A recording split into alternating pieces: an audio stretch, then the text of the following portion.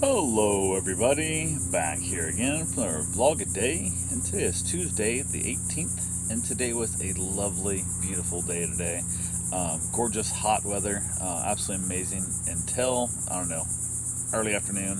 We had a massive major storm roll through. We're talking just scary storm. So it was definitely not the greatest what it was. Then it cooled off and turned into a beautiful night. It was like 74 degrees when I went in tonight inside, and it was absolutely like I was literally 75 in my house. It's 74 outside. Absolutely, absolutely beautiful. It was a wonderful, wonderful day. But got up this morning, got some things taken care of, nothing major. Decided I wanted to run over to Home Depot to pick up some screws and some other stuff that I needed. A couple of things like I wanted some lubricants and whatnot. On the way over there, I stopped in at Tractor Supply. So I stopped in there, grabbed myself some dog food. We got the new Tractor Supply there in Edgewater that I hadn't been to. It's the first time there, so it's a different layout and stuff, whatnot. They only had one bag of food of the kind that I carry or I buy, and they basically asked if they had more in the back. She said she didn't, but said she'd put it on her list to try and keep a few more bags in stock. I said I buy usually 2 bags, normally 3 bags of food at a time. Randomly, I don't know when they'll be here though. Like I just whenever my dog runs out, when I get in the last bag, I go buy 2 more or 3 more, depending on what's going on. So. And I said, it's not a big deal, I can run. It's only half an hour, 45 minutes to the next other Tractor Supply. But she said she'd do her best to try and keep it in. So we'll see what happens there. And again, new town, you got to figure out what sells and what doesn't, and meet your customers' needs, which worked out very helpful, very friendly. From there, head over to Home Depot, picked up my screws I needed, found some lubricants. I got some spray lubricants. I got a sliding glass door here on the patio. It goes out to the deck, whatever.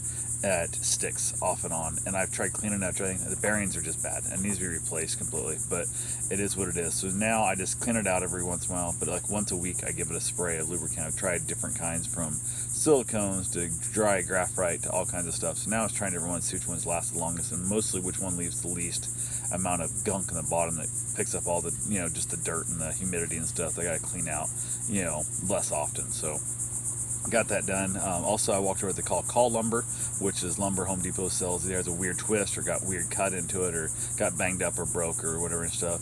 And there was this piece they're calling it just popular, but it looks like bird's eye maple almost. It's got beautiful, like just hundreds of little branches would have been grown off the side to make these little great little like swirl marks, little knot holes and stuff.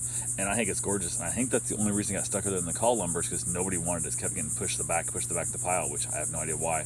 But I guess if you're if you're looking for plain straight lumber for whatever project, fine, but use this for something else. So picked it up for 70% off, which is, hey, I'm all for that crap. Like anytime I can get 70% off on lumber and it's usable, I'm gonna be all over it. So I did take the truck today, which I was gonna take the bike so I can carry dogs on the bike, but for some reason it told me to take the truck, which must have been because I needed that piece of wood. Psychologically, must have somehow knew this. So left there, hit Aldi's on the way out, which is right across the street from our Home Depot.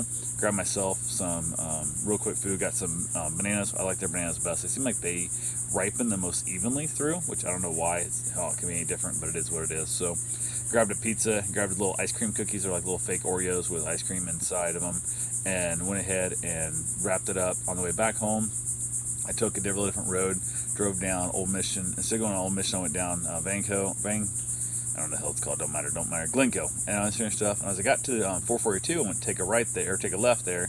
Legally, it's a 4-lane divided highway, so 2 lanes going each direction. I pulled into the left lane, and just like you turn into your first left lane there. And in doing so, there was a car in front of me, which was not a big deal at all. But the car in front of me, as I got past far enough past the stoplight, legally turned on my turn signal, turn to the right. There was a car behind me and then a truck behind it. And apparently, as I turned on my turn signal to go over, the truck decided it was going to pass everybody and come whipping around the stoplight into the far right lane just immediately from the side road, and come flying up on me like a bat out of hell, and then starts flashing lights and flip me off and stuff. And I'm like, I'm in the slow lane, jackass. Like, this is where I'm supposed to be. Like, this is the driving lane. The left lane's for passing. And he was all like, just lividly mad. And these things stuff. So I just put my cruise on to 56 mile an hour, 55 mile an hour zone, and I set the cruise in the truck, and I'm just driving along, no big deal. This guy pulls up beside me, he's flipping me off, he's just losing his mind, so I'm just waving at him like, hey, how's it going? Thumbs up, great day. and I didn't give a shit. And then he couldn't get ahead of me because the SUV was in front of us, kind of going the same speed I was currently, but in the left lane, which is illegal to camp out in the left lane, which should have been over, so he could have went on with his life. And this continues on for a couple miles until we get to the next stoplight, and I actually end up ahead of them. There's other cars, we caught up with the traffic. We take off. My lane's now going faster than his lane, which he split me off for like the 15th time and just waving his arms at me like he's going to shoot me and all kinds of just like literally just matter and shit. And I continue just like, hey, nice meeting you, have a great day. And these guys do a mask on and stuff and hang whatnot. And I was like, whatever. And we finally get up the road, about another mile goes by, and he's just literally just fuming, trying to get ahead of me and stuff. And we finally get to the 5 lane with 2 lanes each direction with a turning lane in the middle, and he just couldn't take it anymore. He punches it and floors by. And we're all doing, speed limit or 5 above. Like, we're just driving like normal people. And I was probably a car and a half, 2 cars ahead of him at this point. He literally whips into the turning lane, floors it, and goes flying by at least 60, maybe 65 mile an hour, goes flying by everybody, whips back in. And then 2 blocks later, I turn right, turn down my street, going home. So I didn't give a shit. And I thought, wow, I couldn't imagine how miserable that person's life is every day of their life if me obeying the legal law and getting the right lane pissed him off that much, how much it would suck to be his neighbor or a coworker or, for God's sake, anybody that's in a relationship with him. Like, all that, or his children. I just thought, holy crap, what a miserable life that dude must live. So, had a good laugh about that one. Got back here to the house, got a few things taken care of. I basically, I hung out here stuff. Got it, like I said, not a lot getting done. Decided to go for my run. It was getting ready to rain. So I thought, hey, I'll go get my run in, hopefully beat the rain. Did not beat the rain. The storm got here. It was kicking my butt. On the way back from the storm, I saw Marlene, which is a neighbor of mine. She hollered at me and stuff. She'd been in the hospital, I guess, for a little bit. She fell and hurt her knee really bad, so that's why I hadn't seen her out. And talked to her for a little while and stuff. Met her daughter, who was there, basically there to take care of her. And we talked a little while and stuff. Came back here to the house. Went ahead and hopped in the hot tub, which probably was a little bit scary because it was lightning and thunder and wind, and it was way worse than the last hurricane we had here. Like, this weather was absolutely pure crap today. Left the dogs inside so we can have them outside here with this weather. And then basically went back inside, hung out, got myself a shower, chilled out a little bit and stuff. Karen got home from work. We ended up having ourselves a wonderful dinner. I got in a call earlier when I was outside. Almost forgot. There's a house just across the way from us. We found a guy during a yard sale, and I asked him if he was selling the stuff because he's selling the house or selling the stuff just because he wants to get rid of some stuff. He said they're selling the house. I love the layout of the yard. I love the shop. I love the little garage, all that kind of stuff. And basically said, hey, here's my card.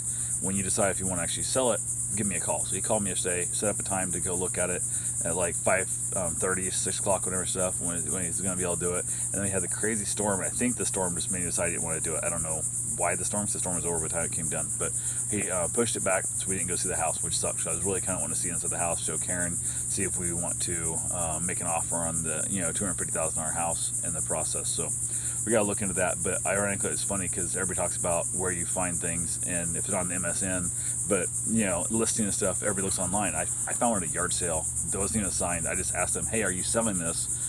All the stuff just because you want to downsize, like your junk, or you moving out? And he says moving. And so there's all kinds of weird ways people buy houses. So I'm going to try and hopefully, if the house is what I think it is inside, and we can put something together, I'm going to try and make an offer and keep it off the market, save the 6% real estate agent, fees and all that kind of stuff involved, because why the hell not? So, but he called back, canceled that stay on it. We couldn't go see it, which did kind of suck, but we ended up having a wonderful dinner. It was a fish meal that you get from Winn-Dixie, $6. It's got, I did shrimp this time, potatoes and asparagus and all kind of, I don't do asparagus, I do everything else, squash, and I do, peppers and anything else stuff in there. It's delicious, carrots and stuff.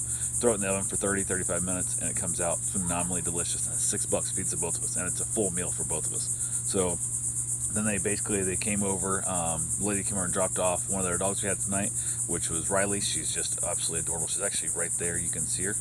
And she's just a silly little girl. So she's such a little princess, but loves to play in the mud. So she gets over with like bows in her hair and stuff. She's a great dog. So we hung out with her for a while and stuff. And then I came out in the evening, and it was just stunningly gorgeous. The temperature, the storm had brought the cold weather in, and was an amazing evening. Absolutely turned out to be a beautiful, beautiful day. So then you guys got to learn, just because it's storming out and it looks scary out there, if you can make it past it, there's usually beautiful weather and sunshine on the other side. So anyway, thanks for watching. That's all I got for today. Have yourself a safe, wonderful day.